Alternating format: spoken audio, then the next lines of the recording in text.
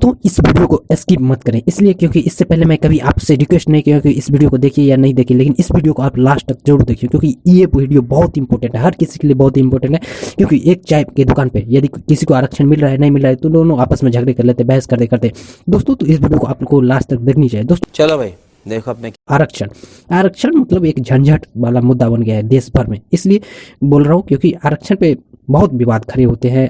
आए दिन संसद में भी इस तरह के सवाल उठते रहते हैं, किसी को कम मिलता है किसी को ज़्यादा। दोस्तों सबसे पहले मैं बता दूं कि आरक्षण होता क्या है। दोस्तों किसी भी सरकारी नौकरी गवर्नमेंट सेक्टर में यदि किसी भी जाति विशेष धर्म के लिए जो सीट आरक्षित किया जाता है, मतलब उसी के लिए उतना सीट रहेगा, उसे ही बोला जाता है आरक्षण। मार्क के आधार पर थोड़ा कम मार्क पे भी ले लेता है, उसे भी कहते हैं। इस आधार पे नौकरी या जो गवर्नमेंट सेक्टर में देखा जाता है आरक्षण। तो दोस्तों इसमें सबसे ज़्यादा मतलब बोलता हूँ कि 4 कैटेगरी में बांटा गया आरक्षण को। एक जनरल कैटेगरी, फिर ओबीसी कैटेगरी, फिर एससी कैटेगरी, फिर एसटी कैटेगरी। तो इसमें मैं बता दूँ कि ओबीसी को 70% आरक्षण आरक्षित किया गया है केंद्र सरकार के द्वारा। फिर आपको एससी मतलब शेड्यूल कास्ट के लिए जो है 15% आरक्षण किया गया है, और एसटी के लिए 7% आरक्षण किया गया है केंद्र सरकार के द्वारा, और जनरल के लिए 50% रखा गया जिसमें सब फाइट कर सकते हैं। दोस्तों ये हुआ केंद्र सरकार का, और लेकिन राज्य सरकार जो है उसमें थोड़ा आगे पीछे हो सकता है सब अलग अलग राज्यों में।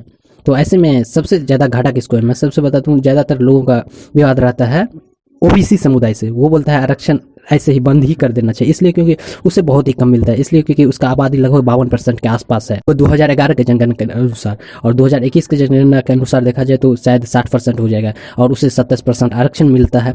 तो ऐसे में उसे बहुत घाटा मिलता है, क्योंकि देखा जाए तो एससी का जनसंख्या लगभग 15% है तो उसे उतना मिल जाता है। फिर एसटी का जो 8 से 10% आबादी है तो उसको भी उतना मिल जाता है आरक्षण। लेकिन ओबीसी में बहुत ही अंतर देखा जाता है, क्योंकि 52% आबादी है और 27% आरक्षण मिलता है। और जनरल वाले ईडब्ल्यूएस के तहत 10% आरक्षण ले लेते हैं, और यूआर के तहत तो चले ही जाते हैं। तो ऐसे में घाटा किसको है, तो मैं बता दूं कि ओबीसी को थोड़ा ज़्यादा घाटा है, इसलिए क्योंकि 27% आरक्षण में 50% महिला के लिए हो जाता है, 50% पुरुष के लिए।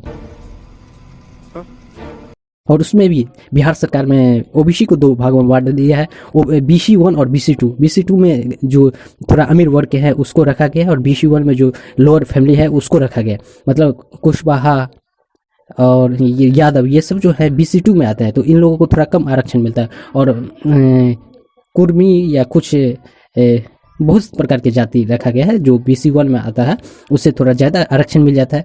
फिर उसमें 27% का 50% महिला ले गया, फिर पुरुष वाले में 50% हो गया BC1 BC2। और उस 50% पे भी जो विकलांग है, मतलब जिसके घर में कमाने वाला कोई नहीं है, मतलब किसी के पिता सेना में थे या किसी के पिताजी जो है रह चुके हैं स्वतंत्रता से नहीं, तो उसको जो छूट मिलता है उसमें से भी 50% ले जाता है, तो बच खुच के बहुत ही कम बचता है। तो ऐसे में बहुत ही फाइट होता है, तो ओबीसी का बहुत ही कटवाया जाता है, तो उसमें बहुत ही दिक्कत होता है जॉब लेने में। तो इस हिसाब से हमें लगता है कि रिजर्वेशन जो है ये एक लिमिटेशंस है स्टूडेंट के लिए, ऐसा ओबीसी के समुदाय की तरफ से कहा जाता है। लेकिन आपका क्या मानना है कमेंट बॉक्स में अपनी राय जरूर दें। मिलते हैं किसी नेक्स्ट मुद्दे के साथ, तब तक के लिए जय हिंद।